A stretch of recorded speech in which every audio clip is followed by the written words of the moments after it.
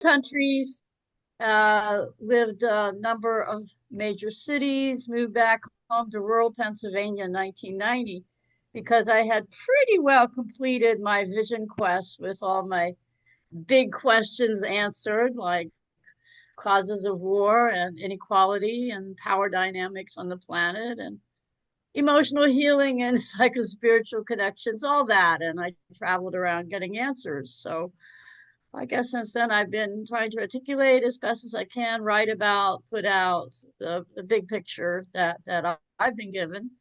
And my primary focus is the human relationship to the planet, to the earth itself, as a primary concern, since all wealth that's created by human beings comes out of the planet's land and natural resources. And that relationship is not established on truth and justice. So if we want to have a fair society, we've got to look at the deep roots of the rules that we unconsciously live by and govern us, and that they're not based on truth. So I'm happy that Regis has described a focus of looking at our local situation.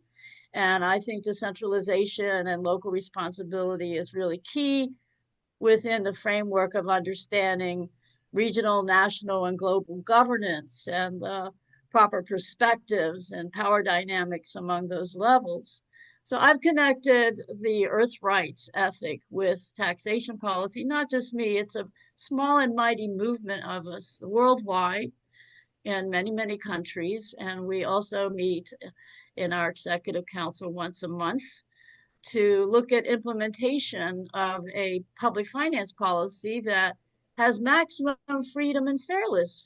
Fairness takes the taxes off of our work and labor and our especially needed productions like housing and food, and shifts it on to the unearned income that goes to the land and resources. So that starts getting us out of the right left box and giving us a fair and free economy maximally, but it threatens the powers that be and how wealth is concentrated. So that is the struggle as we see it, and that deeply relates to the power dynamics and the war system that we're still enmeshed in largely. Thank you. Thank you, Alana. And I want to point out that I have, I think now, some 26 people who have indicated they would like to participate. We all come from different backgrounds, but we all share something, I think, very much in common. And my hope is that although we may have some differences on certain issues, what we share in common is so much more important. And I think that not only will we learn from each other, we will grow and expand as a group of people who are attempting to envision a new world that we all want to live in, that we're all in our own way trying to fight for. So now I'm going to go to now California again. Teresa Coraggio, recently met her, very impressed with her work, with her blog. Teresa, welcome to the group. Tell us a little bit about yourself and what it is you might be really concerned about. Thank you. Can you hear me? Yes. Okay. I am so happy to see that in this group, it is half women. Your guests are half women. And I am so happy to meet Alana, who has done me the honor of being on my stack for so long. And it's the first time that I've seen her. So I am the author of How to Dismantle an Empire, which is a geoeconomics primer that goes through anthropology, history, foreign policy, economics, and then systems thinking to reimagine money, and lays the foundation for a system of small-scale sovereignty in which the community carrot, which is what I call it, is backed by the local mortgages and redistributed to stimulate well care, food production, home improvements, education, and community projects. And then I'm also the author of my Substack, YouTube, and Rumble is called Third Paradigm. And the concept being that we are being fooled by these false dichotomies, and that rather than a compromise in the middle, there's an entirely third way to actually see different problems. And I apply that to a lot of different things. What I say is that it is a mother's point of view.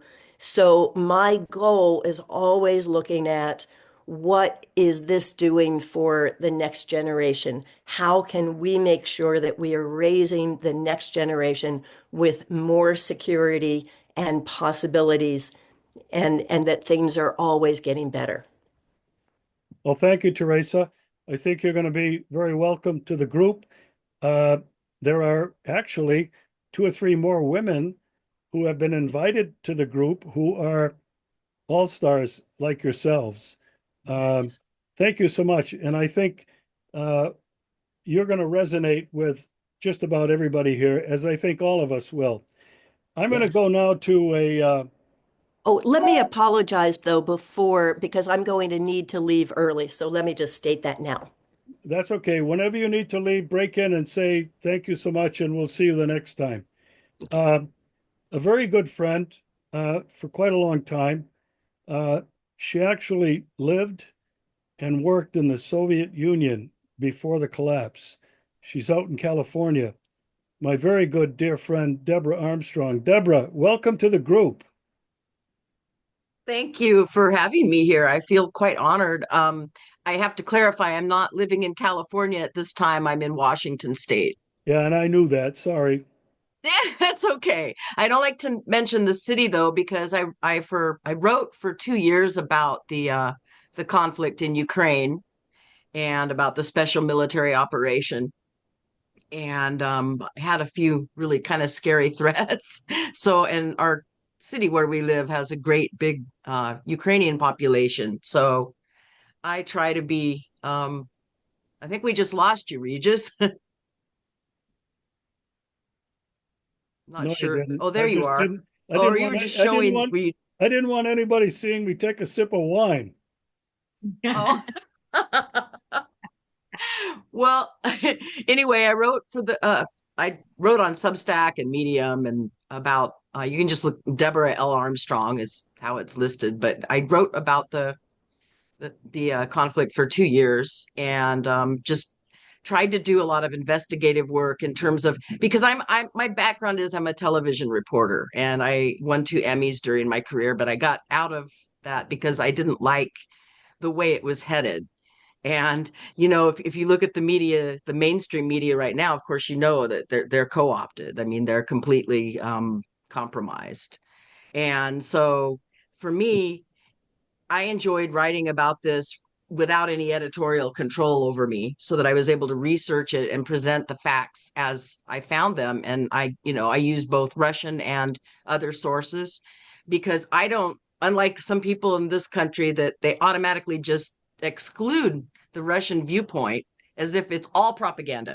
And I just can't, I don't get that mentality where it's just completely dismiss their entire perspective because it just makes no sense to me. So I looked at their perspective and I went through it with a fine tooth comb and did a lot of research about some of the things that have been going all over there since Maidan and even really before that.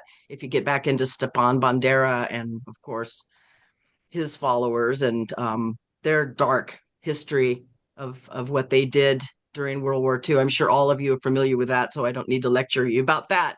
But I'm very honored to be here and to meet all of you. And I had to stop writing because of the threats that we received, and my husband and me just we it, plus I needed to take on some paid work because I wasn't really making any money doing that. So I had to take on some paid work. So right now I'm just doing English teaching English to students in Japan.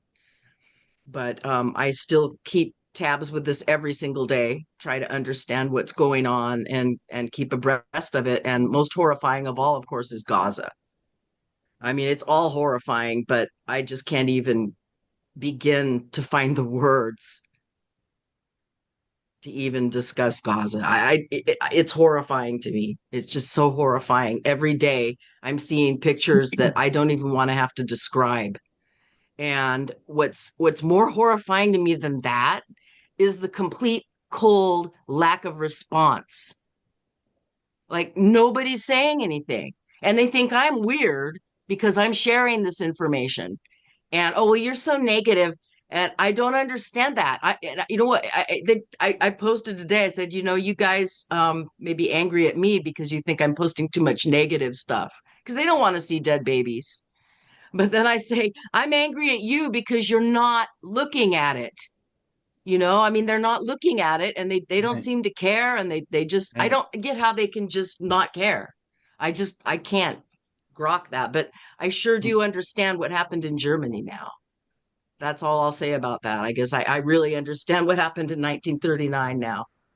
Hmm. So Well, that's about all I have to say for now. I hope that was what you wanted.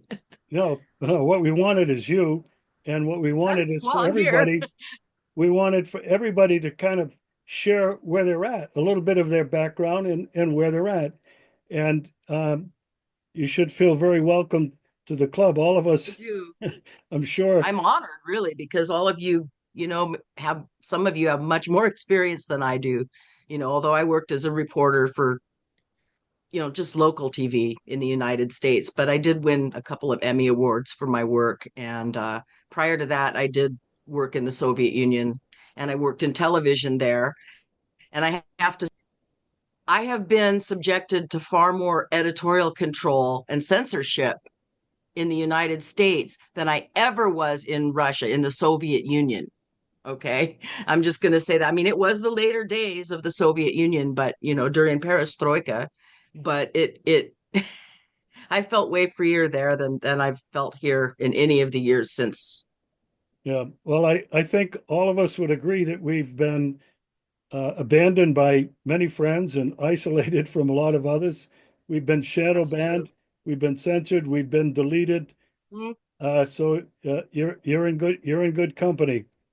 I'm going to go now to another very good friend, a very deep thinker, coming to us from Greece. Uh, she's a professor, Maria Nikolakaki. Maria, welcome. Thank you, Regis, and hello to everyone. It's as Deborah said before, it's such an honor and a joy to be among people who think like us and share common values and common concerns, and we are connected, even if we don't know it, through our thoughts that somewhere meet and connect. So my story is that I've been in education for more than 40 years. 23 years I was a professor at the university. I've been also having experience from different universities abroad. So at the level of thinking, that's where my experience comes from. But also, I've been an activist for many years. I was a trade unionist. I was also in social movements until I started to see what all these NGOs were about. And so that's the point where I just removed myself from them, like I was in the anti-fascist, anti-Nazi social movement when the Golden Dawn was here. But then, I started to pick all the pieces of the puzzle together, and I understood that we were playing two dimension chess, and they were playing a third dimension, fourth dimension, and even fifth dimension, where the total control of what we do is at. And so, as a Greek, with my knowledge of Greek history, of Greek literature, I just, in the recent years, like 4 or 5 years, I just took a step back, and I support the way of the Greek direct democracy. We have to put the direct when it's only the Greek democracy. It's the only democracy that we have. What they call now democracy is just a controlled oligarchy that the only participation is to vote those who can deceive you best and promise you more without getting caught. So my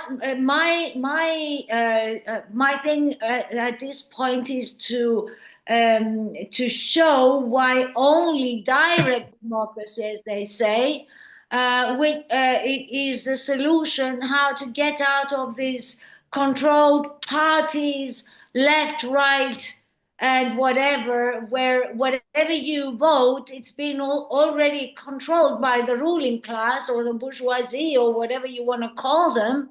And the only way to step out, as I see it, living from the Greek tradition, is to push forward for another like constitution, another political regime that actually does not get parties involved, but it involves communities from the down up.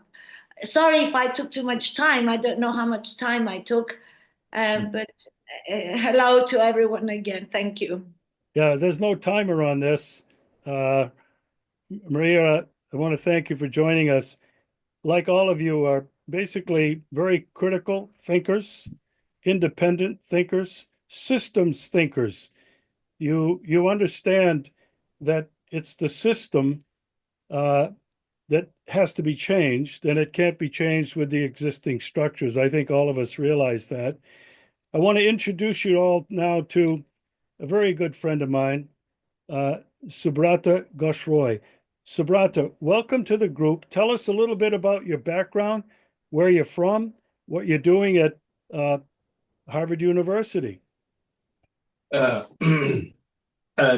First, I have nothing to do right now with the Harvard. I'm retired for quite some time from MIT, but I've a very eclectic career background, starting out as a young man in India and getting and participating in student movements and so forth, then came to the US. And lo and behold, my career took a dramatic turn into something that I never thought I would do, and that I was studying mostly electrical engineering and physics, and there were no, and I stayed here. I didn't go back to India, for one thing. So the jobs were only available in the defense sector, and I got into it in the sense that there was mostly technical work, so people could just say, okay, we're doing just science or whatever. We're not responsible building weapons and that sort of thing. So I spent a good 20 years as an engineer in the field of laser powered weapons. And then I became a whistleblower. I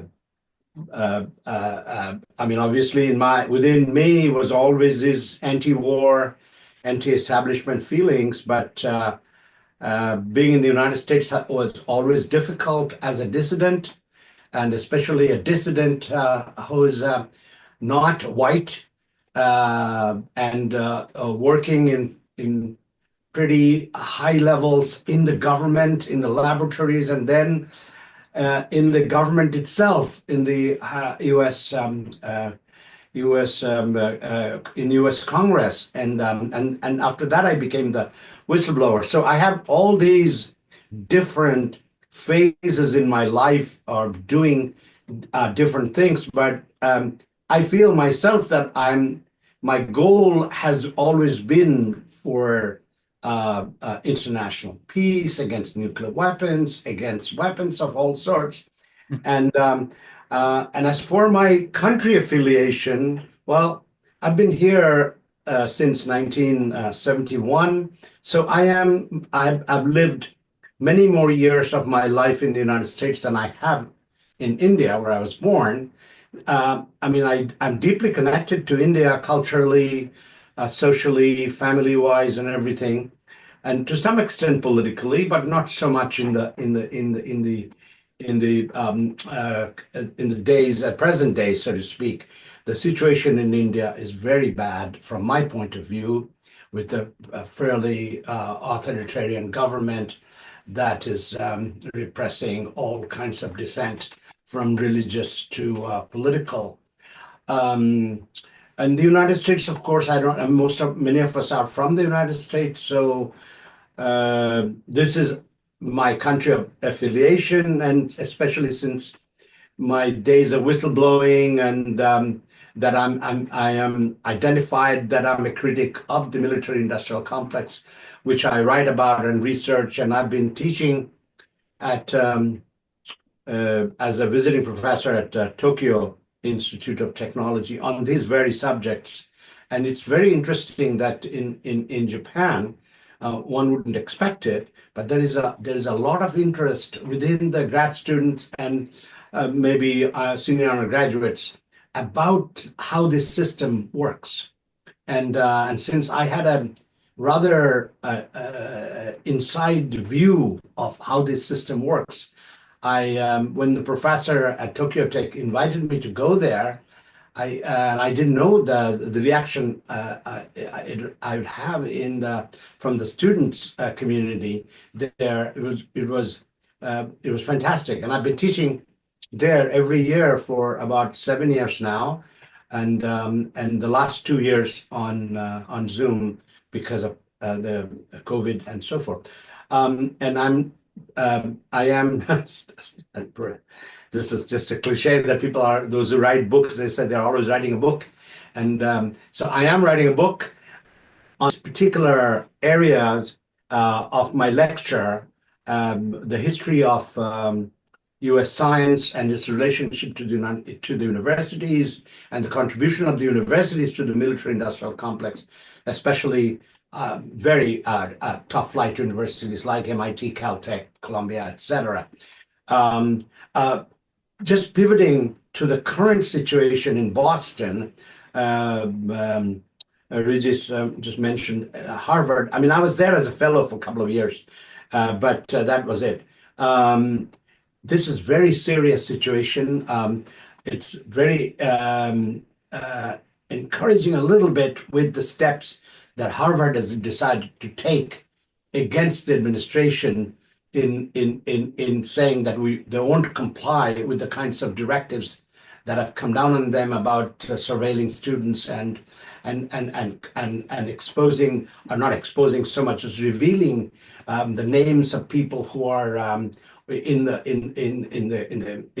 Harvard's laboratories, in medical school, School of the Middle Eastern Studies, and so forth. This is absolutely looking like, I didn't think this would go this far, but at least in this aspect of what is going on, it's really people will be reminded of 1933. But anyway, so that's where I'm at, deeply concerned and gone to so many demonstrations about Gaza and Ukraine. Well, there aren't so many demonstrations about Ukraine, but like Deborah, I'm also very much concerned about the lack of news and about what's going on and the view from the other side. And so all of these are in my mind and the little bit of work that I do with the peace organizations in Boston. Yeah. Thanks very much. Yeah. Well, thank you, Subrata. Now, I want to introduce you newcomers to my very good friend, who actually is the one who came up with this idea. He's been looking for colleagues around the world who share a view of what could be, but also what is wrong with the individual pillars or principles of the current system. My very good friend, Blush Kavcic from Slovenia. Blush, say hello to everybody. Okay, hello. Do you hear me? Yes. Nice to see you all. Well, I will not go paradigmatic today. we have had a series of deep discussions with Regis in the past, and I will be happy to discuss these questions with any of you or all of you at special occasions. This time, I will just try to present the situation in Slovenia as we have discussed with Regis. We would like to establish a network of well-intentioned people from all over the world. And if nothing else, for a starter, just exchange the objective information about what is going on in different parts of the world, because objective information is what we do not get from mainstream, and even also not always from alternative media. So my basic work through last 15 years has been developing what I call now a multidisciplinary approach, which is based in political economy, and explains how the things function in the world today. But as I said, explaining this would take us too far, maybe at another occasion. So let me just give you a brief information on situation in this part of the world. Personally, maybe just for those who don't know me, I have worked some 30 years in business, international business, 10 years in politics. And some 15 years ago, I got ousted as a public person due to my heterodox views here in Slovenia. So I would conclude this one by my assessment that during the last 15 years, nobody who is not completely obedient to the powers from the background can get any important position in politics, in business, and academia. So who is not completely obedient and ready to kill citizens of his own country, he's out. And now few information I have enjoyed in the past. That's why I also proposed to Regis that we organize something like this, because some of Regis's friends from different parts of the world gave really meaningful insights into situation. Now, regarding Slovenia, it's a small country in the center of Europe, most northwestern part of former Yugoslavia, together with Czech's most Western Slavic nation. If you draw a line between Vienna and Venice, and I think everybody knows Vienna, everybody knows Venice, if you draw a line between those two cities, the capital of Slovenia is somewhere around the middle.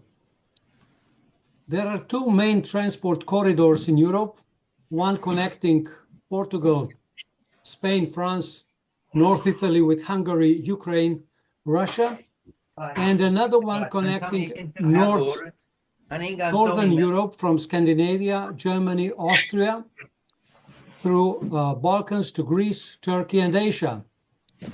The 5th and 10th corridors, as they are called, have a junction in Slovenia. So we are sort of intersection of these European corridors. Slovenia fares relatively well, all things considered, i.e. GDP growth in 2024 was 2.7% in comparison to European Union average of 0.7%. It seems okay. Of course, these numbers illustrate only part of the situation with important caveats. Demographically, Slovenia breaks all-time negative records.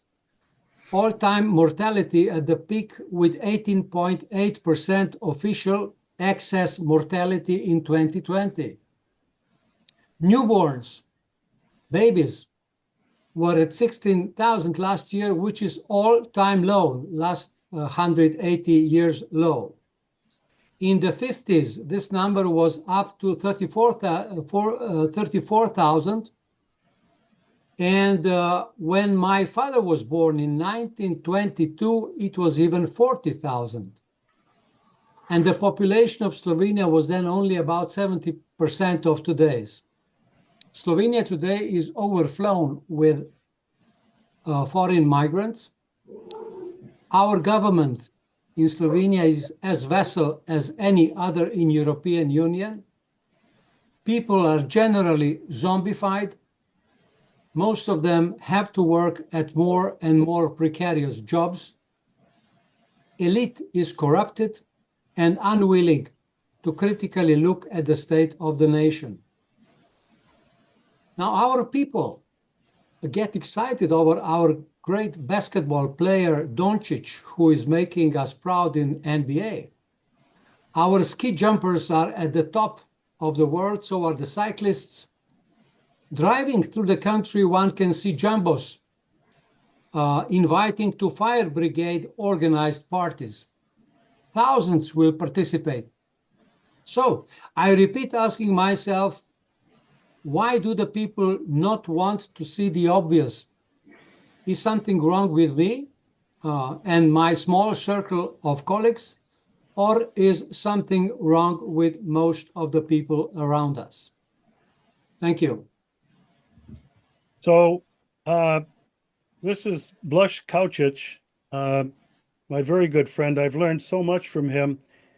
What I'm going to do is, now that you have met each other, if you don't object, I'm going to share your emails with each other and will encourage you to reach out to each other, to get to know each other better, and to make the bond and the connection stronger. Now, another good friend from Canada has just joined us, Rick Walker. Rick, what we're basically doing is introducing ourselves to each other, a little bit about our background, and a little bit about our concerns. And so take it away and say hello to everybody. Well, hello, everybody. It's great to see everyone here. I'm an old school journalist. I worked for CTV in Canada for over 25 years, plus, some radio and some print background when I was even younger. Now I'm old and working more independently here in Canada, of course, as you're seeing. Like every other country, we're in a real state of chaos and turmoil because of what is going on in the White House, and all this rhetoric about the 51st state has people here confused. I believe it's an actual real threat, while people here, a lot of people are sort of sleepwalking through it and think it's some sort of a joke. It's because we've lived right next door to Godzilla for so long, in some sort of a peace dividend utopia, not really seeing a potential threat there, and now it has emerged through Mr. Trump. It's very odd. It's hard to figure it out. And that's, I guess, the focus of my concern right now as a Canadian. Our economy is in jeopardy because of all these tariffs, which still remain in place to a greater degree in Canada than in even some other countries now. So it's a very strange thing. I can't. What he's doing doesn't really seem to make a lot of sense, unless you really start to dig into the geopolitics behind it. You can begin to see some patterns and some sense behind it. But for Canada, we're facing an existential moment, and we're in the middle of an election right now. Canadians are with some very difficult choices as they go to the ballot box, and I'm just hoping that the information I can provide as a journalist will help them make a truly informed decision, so that they can go to into that voting booth and vote based on real, truthful information, not some distorted view of reality. I hope that kind of lays it out for you. That's where I'm at right now. Yeah. Thanks, Rick. Boy, you hit the nail right on the head. I think that's what we're all about. we're all trying to figure it out, and we're all trying to educate and inform anybody who will listen uh, in our own individual ways. And I think for me, uh, to be able to interact with people like yourselves and many more around the world, many whom I hope will join us in the future because they have so much to add. What all of us are trying to do uh, to not only educate and inform, but to craft a vision of what the future can be and must be. And I think that's really the battle that we're all engaged in. Um, now, two of them. Yeah, I know. I'm having trouble with this microphone. There we go. You can hear me now? I think I had a bad connection. Um, Briefly, Tony Long uh, in San Francisco, you've got an idea of what's going on. Briefly, let everybody know a little bit about yourself. Well, it's interesting to be here with all these former journalists since I'm an ex-newspaper man. I was on the editing side, not the reporting side, so I fixed all your mistakes. Um, or thought I did anyway. Um, where am I? I'm com like Ron, I'm completely disillusioned right now with the state of things. And this goes way beyond Donald Trump. I mean, I think there's a fixation with Donald Trump that frankly isn't very healthy because the problems of the world emanate primarily from the United States, not entirely, but primarily. And those problems go way back. I mean, if you even want to talk about Ukraine, we've been screwing around in the Ukraine since after the war. The OSS, which was the forerunner to the CIA, was messing around over there in the 40s, trying to, stir up the nationalists and disrupt and pull Ukraine away. So this is nothing really new. This is just the culmination of a long-standing attempt to just throw that part of the world into chaos. We're good at that. We live on chaos. We thrive on it. We profit by it. And I am at the point now in my life, and I've hinted this to Regis before.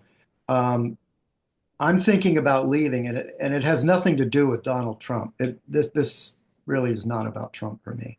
I mean, he's an asshole, but okay, great. But um, um, I've just had it with the United States. I mean, my father was a skeptic, and so I was raised a skeptic's son. He told me never trust the motives of the United States. He was telling me that back around the Cuban Missile Crisis when I was like 9 years old. So I've been a long time skeptic of the United States, but it's built up over the years, and I've become more and more skeptical. And you have to remember, when I went to journalism school in the 1970s, that was right in the middle of Watergate. And you have to understand that was like catnip for us journalism students. I mean, we were watching the Times and the Post take down this crooked president, and we're going, did we pick the right profession or what?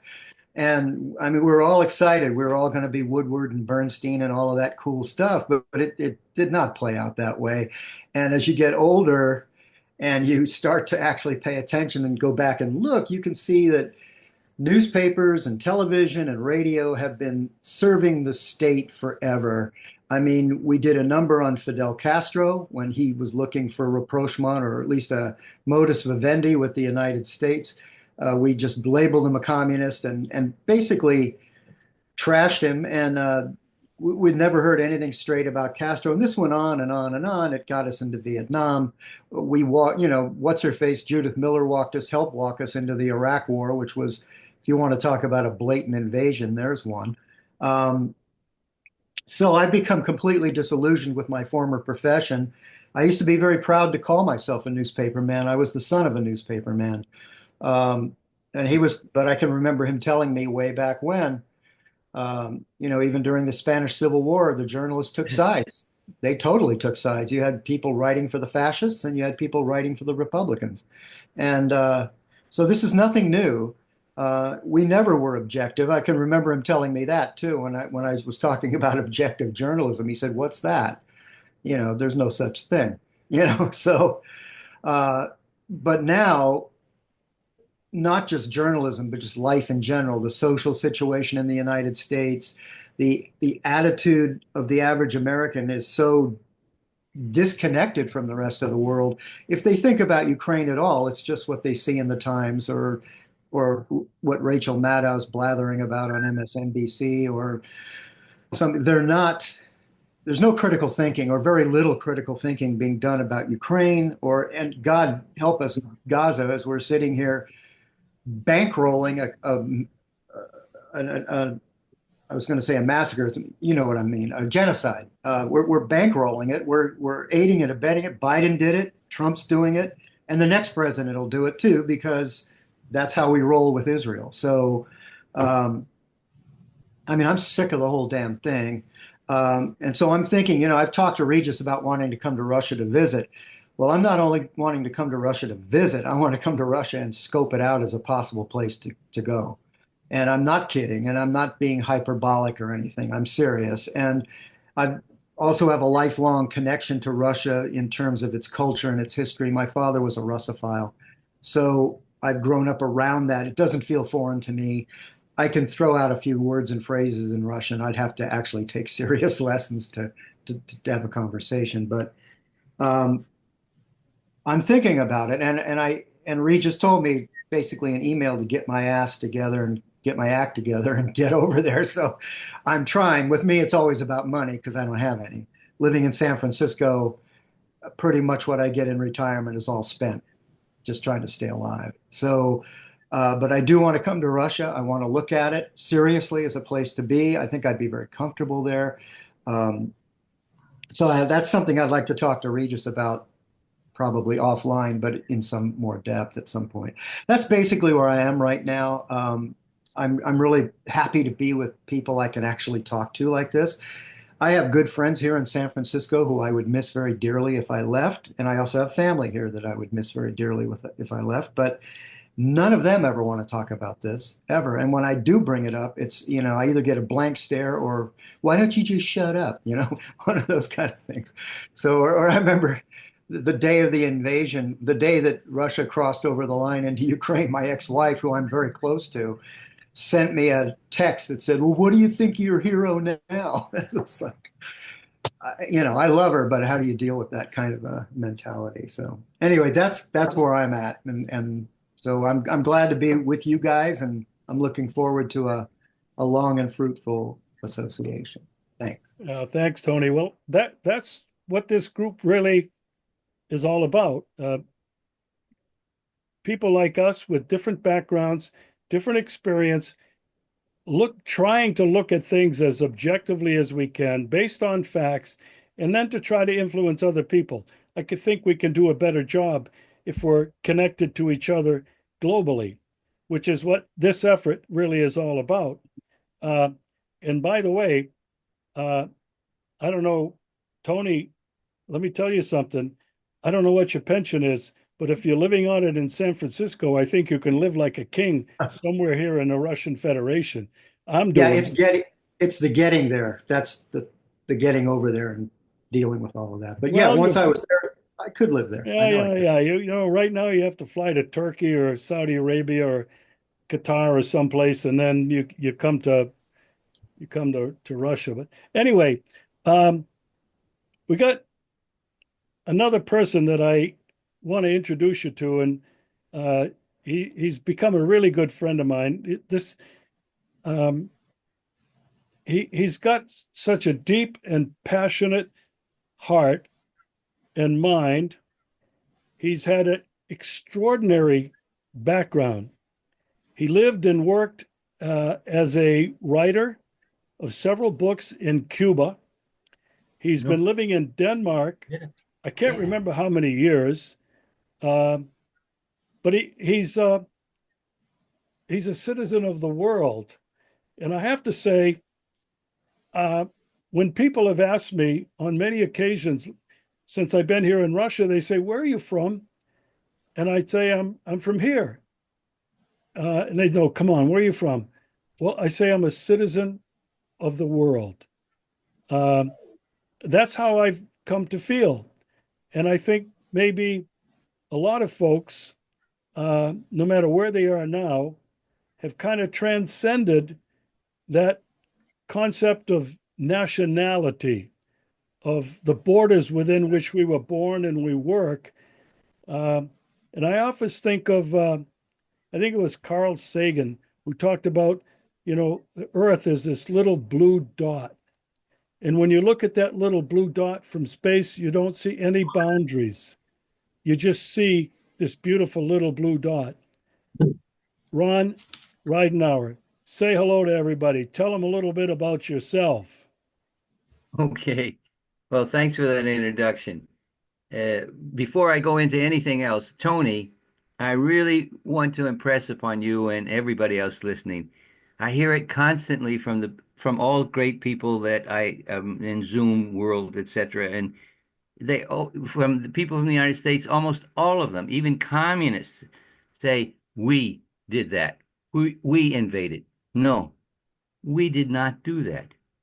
We are opposed to all that, and we demonstrate against it. We write against it. It's the motherfucking state. It's the capitalist imperialist state that does all this evil. Hey, I'm not So bleeping anything, everybody. You get what? It's real. There's no bleeps here. okay, okay. So um, a little bit quickly. I don't know if you can see my T-shirt. I don't think I consciously wore this today for this meeting, but I think it's a good way for me to start to tell you who I am. Stand This up. is in Stand up so we can see it. This is in Danish. It says racism-free city, racism-free city. There's a lot of racism in Denmark. There's a lot of imperialism and capitalism in Denmark, and there's no anti-war movement. I have been an anti-war activist in Denmark, but it stopped. And nobody, even communists and Trotskyists, think that Putin in Russia is right. All of the parliament, all the social democrats, the so-called socialist People's Party, they're all for war against Russia. The state has now tripled the money they're giving for defense, taking it away from welfare, of course. They are proud that they are per capita the greatest donor of fascist Ukraine of all the states. 57 states doing this, and 6 million people are number one, and in absolute terms, they're number four.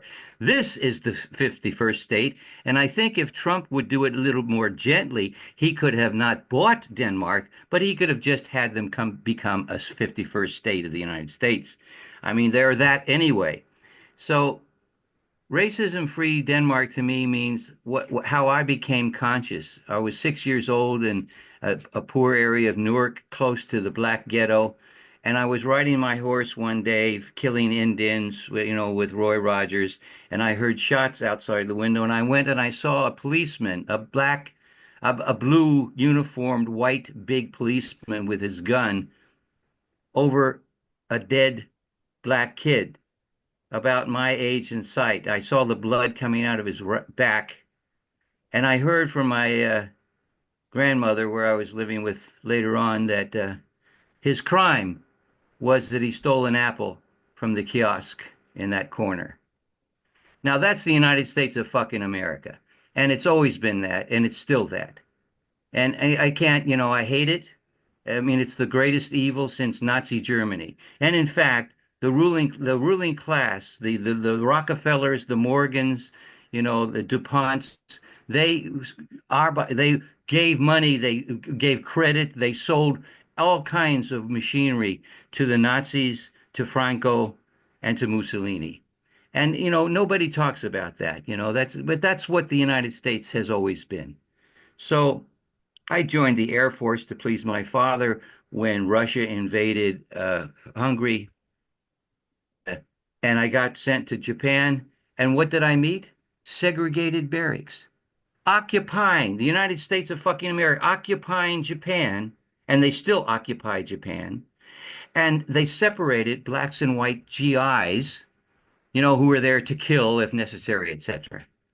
So I protested that. I went to the black bar because, there are bars there for the Japanese and for the black, and so forth. And when I came back, I was tortured by these people in the barracks, the white barracks I lived in. They burnt my ball, the hair of my balls. They stuck my head under the snow.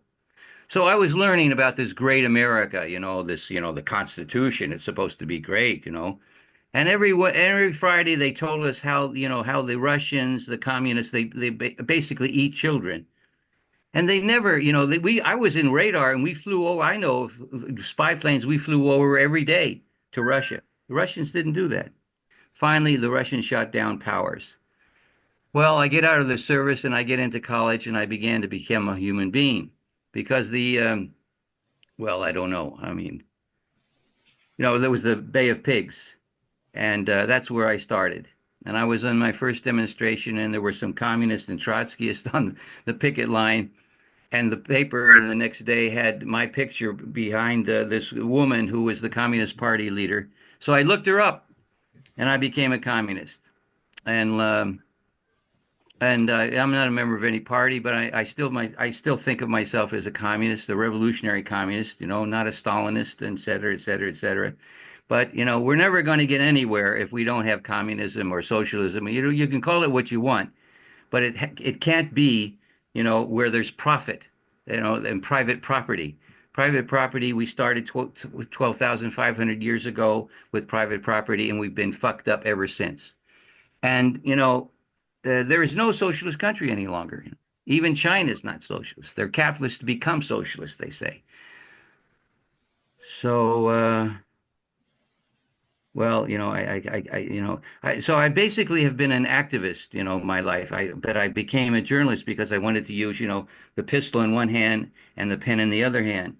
So when the missile crisis happened, I was on my way to Cuba and I got thrown in a prison because I wanted to get to Cuba, and I got deported and I was in jail and so forth and so on. And so I was an activist in the peace in the Mississippi summer of '64. And then I had children who denounced me when I was in Cuba. I lived in Cuba for 8 years because I was invited to the Ministry of Culture to write a book. This is the book, Backfire. It's the CIA's biggest burn. Something's happening here. You're okay. Keep going. Well, I can't see anything. Can you see my book? Yeah, we can see you, hear you. Okay. All right. This is my first book about Cuba. It's about how the CIA was destroying Cuba the most they could, including bacteriological and chemical warfare. Uh, and I got to live with kind of, so to speak, double agents, and I wrote 6 books about Cuba. And this is my latest book. It's also about Cuba, but the emphasis is Russia. And this came out before the special military operations. It came out in 2018, but it has good background about what's happening today, and it goes all the way back to how the West has been trying to capture Russia for its own capitalist empire and been beaten back. It's called The Russian Peace Threat, Pentagon on Alert. And I moved to Denmark in 1980 and married a Danish woman, and continued journalism and activism, and then we weren't married anymore, and then I was in Cuba, as I just said, and so my children were taken away from me, because I was a communist, and in fact, I said to the principal something about which he used in a court case against me.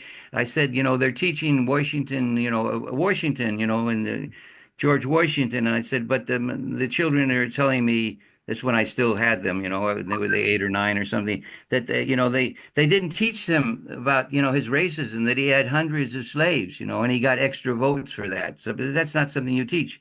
And this principal of the school came to court, where they're stealing the children from me, and he said this is one of the reasons why he shouldn't have the children. And even the judge said, well, isn't it true what he said? Yes, but you shouldn't teach children that. Well, this is basically what's still going on, of course. You're not going to teach anybody, as other people have spoken here, said, about the real history of the Soviet Union and Russia and the fact that the United States invaded it in July of 1918 and etc. I said, we've got to know that. People have to know history to be able to understand today. And that's exactly what the politicians of all political parties, if they're not socialist, communist, and all the mass media, they don't want us to know the context. They don't want us to know the history. So I think, as Tony said, I've become quite disillusioned and misanthropic, but I'm not going to die not doing something. So I would, like to play in this group, and I've written, and I still write a little bit for Covert Action Magazine mostly, which is a great place to learn about covert actions. And there's ex-CIA people who write for it, and as I said, I'm in Denmark. I've been living here about 35 years, and it's just a dead place. And they even sell guns, to Gaza, for Christ's sakes, these fuckers. And they call themselves feminists and social democrats and socialists, and they're disgusting. They have no self-respect. They have no sovereignty. And I'm sick and tired of Danes, as I'm sick and tired of most U.S. Americans. So it's very hard for me to be positive. I'm sorry. But Regis, I know, is trying to get me into a state of being somewhat positive. I also have a loving woman that has dementia, and it's very difficult for her and for me. So that also limits what else I could do. But I certainly cannot start a local group in Denmark, even if I didn't have a dementia love life. There's no local group here that I could create that's going to stop fighting or start fighting for what we want to fight. Well, of course, there must be some Danes. I mean, I'm being absolutist. Of course, there are some, but they are not visible, at least that. So that's enough about me. Thank you. Thank you, Ron. You know, yeah, I'll give everybody a chance if they want to come in and comment on something. Uh, Teresa, do you have to leave? I do, yes. And I just wanted to say I'm so happy to be introduced to all of you, and I look forward to continuing the conversation. Thank you. Okay, thanks for joining us, Teresa. As Um, you know, one of the things about a group like this, and this is not the first one that I've been involved with, but what what they have in common is a sense of solidarity, a sense of not being alone, a sense of people who are striving for answers. In the future, we're going to be talking about some of the pillars of the existing system, and we're going to want to get everybody's idea and ideas about such things as money. What is money? What is democracy really? Uh, Ron was talking about he's a communist and he's all for socialism. Um, we're going to talk about this new multipolar world that is emerging. Uh, the BRICS movement. We're going to talk about things like the United Nations Agenda 2030. There's a lot of positive things about that agenda, but then there's also people who have some real concerns about it. Um, we're going to talk about things like climate change. Is it real? We're going to talk about things like carbon dioxide and how we have been so propagandized about all of these things. And I think and I hope that all of you um, share in this pursuit. Um, for me personally, um, living in Russia as I have for the last 5 years, it's been extremely important for me to be connected to and to meet people like you. I think we have enriched each other's lives tremendously.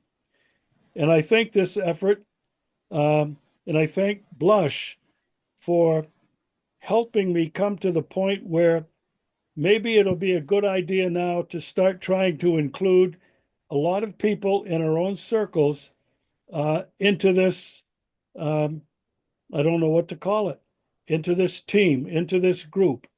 Now, we've gone for just about an hour. I'd like to keep Support group.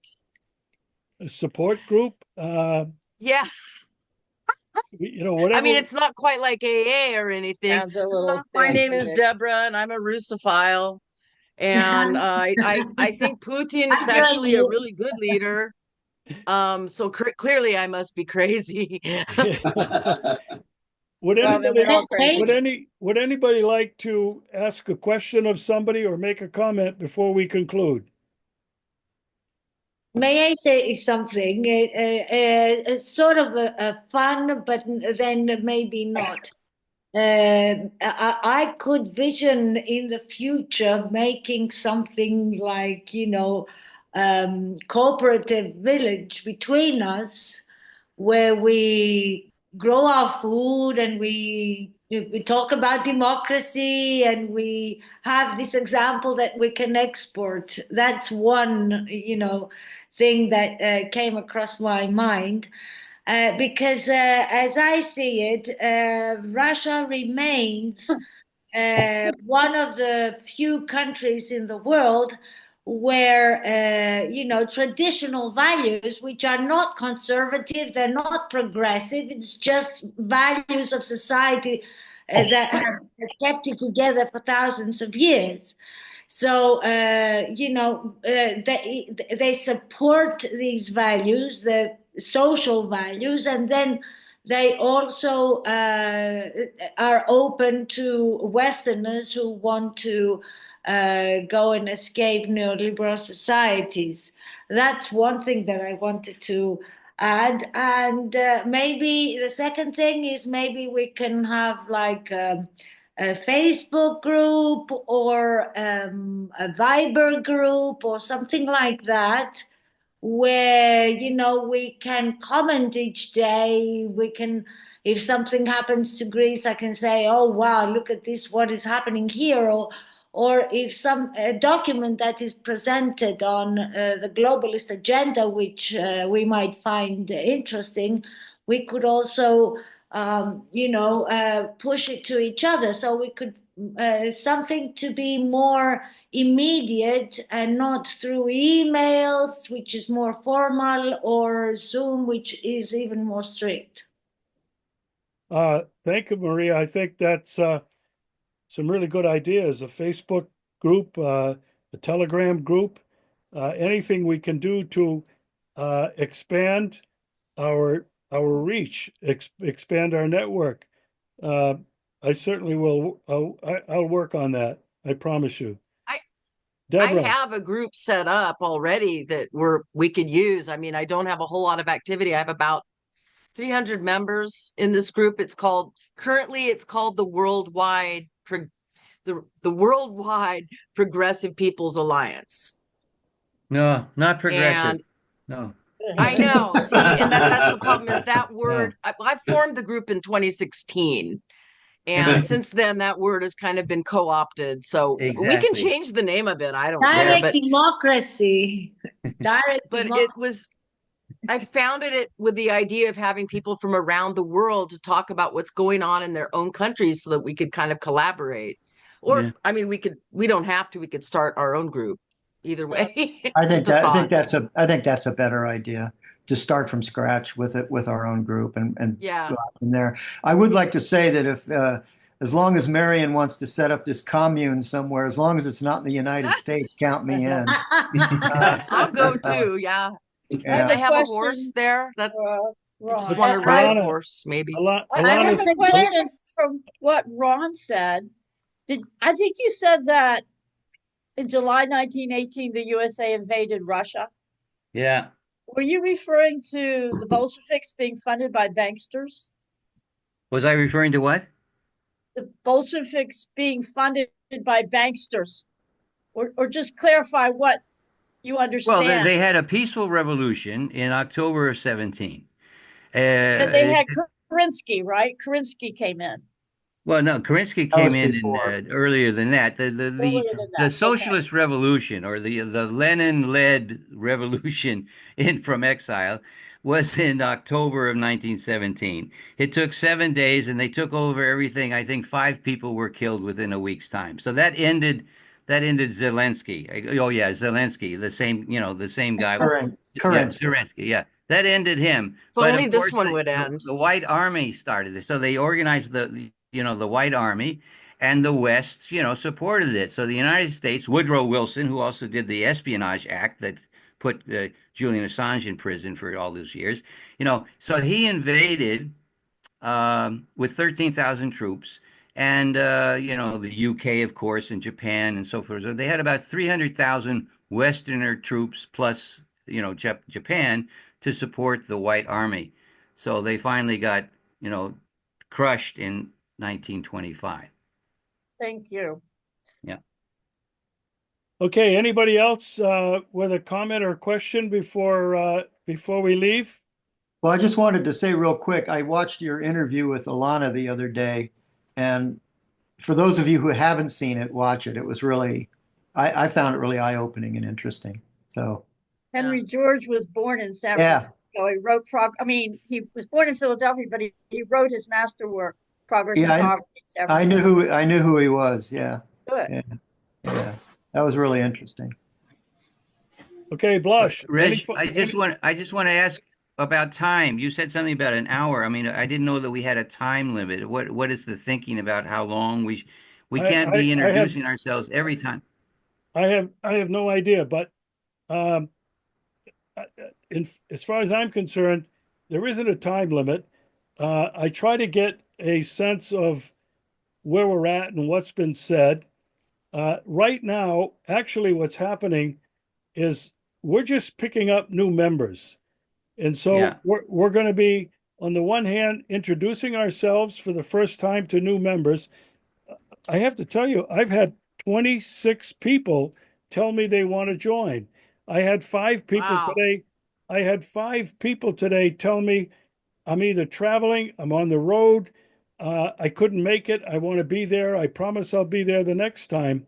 Um, and so I'd like to take this as slowly as we can as we Mm-hmm. add new members to this group. Okay. But we And can't take the time for these long introductions. So I suggest somewhere we have a web page that has all of our bios. oh, that's a good thought.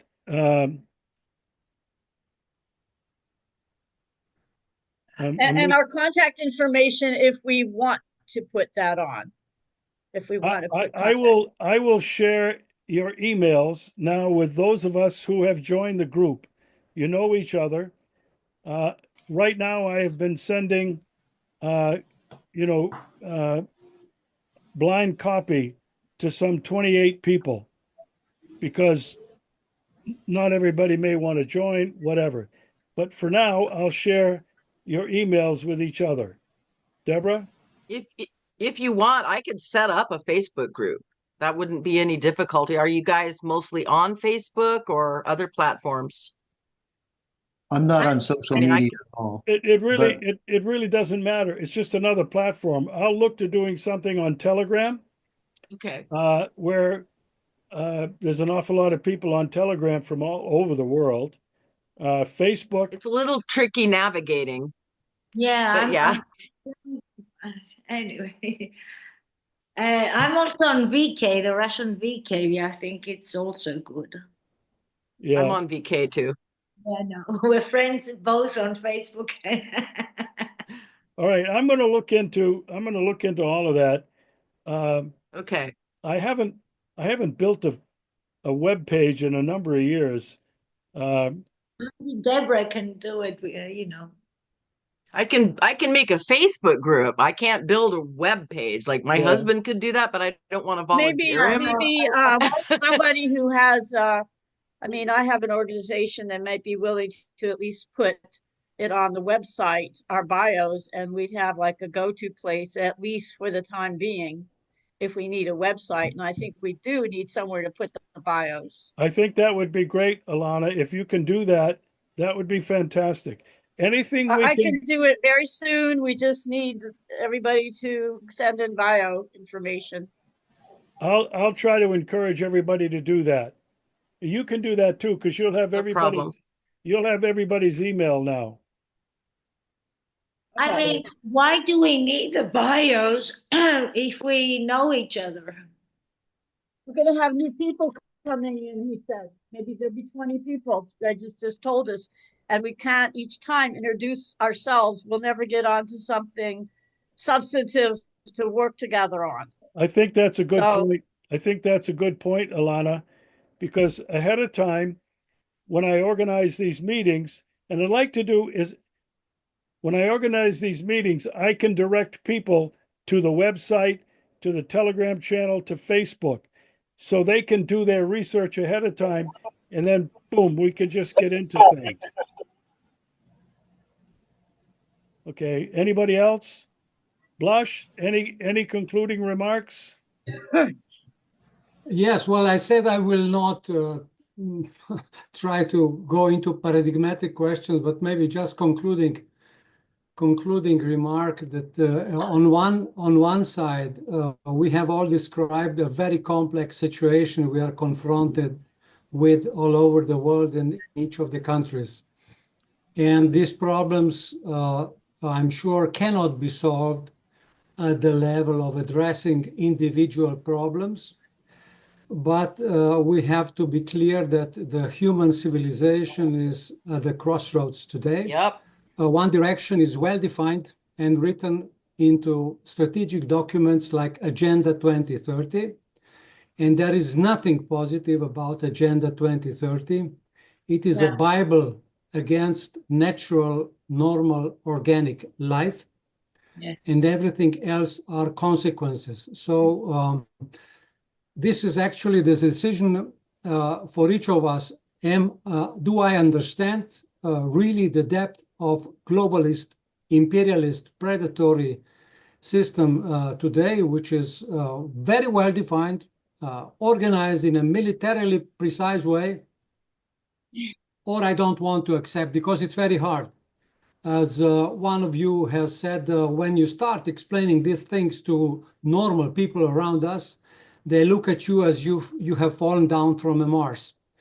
So in this sense, I think this group can be a little bit of a therapy group, because I think these are people who have broken the barrier of this unpleasant barrier of being ready to look to what is really going on.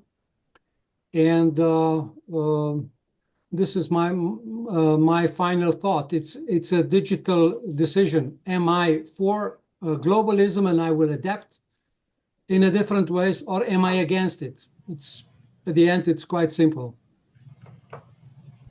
Yep, agreed. Absolutely. Okay. Yep. Agree. I think we're all going to learn from each other.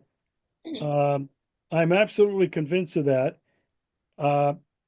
I I think there are times when we may disagree on some things, Of and course. We will. I think that is absolutely essential when it comes to diplomacy. Is there will be disagreements, but it's understanding that is our pursuit. That's our goal. And I really hope that if there are things we really disagree on, that we will stick with it and try to understand together how we can move forward. And to me, I think for me, that's one of the main goals of this particular group. Yeah, empathy. For me, it's a matter of Being reasonable. yeah. I think it's a matter of a group organic learning experience, which is very unique. You know, I've been following the BRICS movement very carefully. And, last year in Kazan, there were some 20,000 people that attended the BRICS Congress. And there were people from all over the world. I am very excited about BRICS, but I have to tell you, I do have some concerns about some of the things that BRICS are putting forward. I don't want to get into that now, but I'm just using it as an example. There are some things that cause me some concern, and probably Yep. something will cause each of you concern. But I think a group like this is a grassroots level group. We're not, none of us that I know of are connected directly with BRICS. They're on a very high level, an international, sovereign, diplomatic, country level, where we are just regular people dealing with these things, and and we are closer to people who are not listening and closer to people who are listening that need to be educated. So this is my Yeah. hope. I hope that we can continue this. Yeah, Regis, I Yes, want to make a I want to make a comment about the last thing you said. I think that's really beautiful what you said, and I want to go back to what Deborah said when she worked in the Soviet Union in the perestroika period. I was at that time living and working with the Communist Party and the Ministry of Interior in Cuba. And, Wow. I had access to a lot of information, which allowed me to write this book because the Cuban government wanted me to do it. And the people I got to know, and, I even talked with Fidel a couple of times, that they were all very concerned about perestroika. What would, you open up the Pandora's box. Yep. Well, one of the big problems with all the revolutions we've had, the good revolutions, is that because of lack of experience and because of always constant pressure from abroad, so from the big enemy, the communist parties or whatever they were named felt that they had not they could not open up because then the CIA would come in and they would do the color revolutions, etc. Well, that's all true. Mm-hmm. And that's what the CIA does. And we know it. At the same time, and this is one of the most difficult things that I don't have a real solution, but I have lots of experience with it, is that if we don't tell the people the necessary truth, if we don't let the working class have a say in what they think and publish it, we are going to have backfires all the time. This is one of the reasons for my backfire book, the title of my book, because it was a backfire against the CIA. But but we have to be able to critically criticize, constructively criticize with love the groups, the parties, the governments, the leaders who we think make a mistake. In order for us to do that, we have to know each other a lot better. So I don't think at some point, yes, we have to stop or shorten our introductions. At the same time, I think before we can, help change the world with a common program, a common understanding, uh, I think we have to know more about what we want. I agree totally. I agree totally. So that's why I asked the question, why do we need to skip the time getting acquainted to each other, which is the first gesture that we do when we are introduced to something, to somebody. We shake hands and we say all these polite things, but also it's a way of getting time for the two people to connect by soul, by brain, or and by body. We can't have by body since it's virtual. But the point is that this introduction and even the tone that we stress the words and the meaning that we produce from the words that we use, it's very essential to get to know each other. And I mean, if you Google my name, you can find my CV, and one of it is 50 pages. And so what? I've done this, and what does that Right. make it out of me? Nothing. Right. That's why I Right. think a group would be useful. Some kind of a group where we can just communicate, chat. We could even have like impromptu live sessions there where we all talk or something. Hmm. Well, I like things a little bit structured sometimes, at least. Like if there's going to be a touch base with everybody at the first part of the meetings. Maybe give everybody, in Zoom has a timer, like a couple minutes, but some of you might think that's too enforced. But if you do honor the need for continued introductions, get to know each other, make that part of the meeting, and then have a couple of topics to focus on and go deep on. Like, for instance, when Ron mentions globalism. We all say we're world citizens. We identify as being planetary citizens outside the strict nation state identity. So what is globalism? I mean, I see it as extreme centralization of power in the hands of a few. So let's define that. Let's look at what we mean pro-con Agenda 2030. Many of us may have a lot to say on that topic. And I would see ultimately that we could issue some position statements that all or most of us could sign, because I see this as a think tank. And I think we need more think tanks that have clear vision about a way forward. I'm looking to be with people who see a way forward and are not simply doing, as brilliant as they may be, accurate analyses of the problems. In other words, not just know what we don't want, but yes, what we do want. And I see very few who have that kind of clarity. Yeah, Hey, Alana, listen, I have some pretty good ideas about it. listen, Yeah, well, I'd like to hear them. I got a split. I'm expecting a phone call from my son in his latest crisis, so I'm going to say goodbye, and I'll talk to you guys later. Okay, We all bye. need Okay, to go Tony. now, but I must add that sometimes we take for granted some our conceptions, and we think that it's undeniable. So we need to put it on the platform, like with Alana, who said, you know, we are global citizens, yes, but we are national citizens too. And if we don't have a national land, then the people of the specific identity who connect with each other won't be able to connect with the future as they have with the past. So, I mean, these things are may differ in their conception. So we need to. We don't need to agree on these things. We can connect with things that we can agree on, like Gaza, like Russia, or other things. Because, you know, this is a very different perspective. Thank you.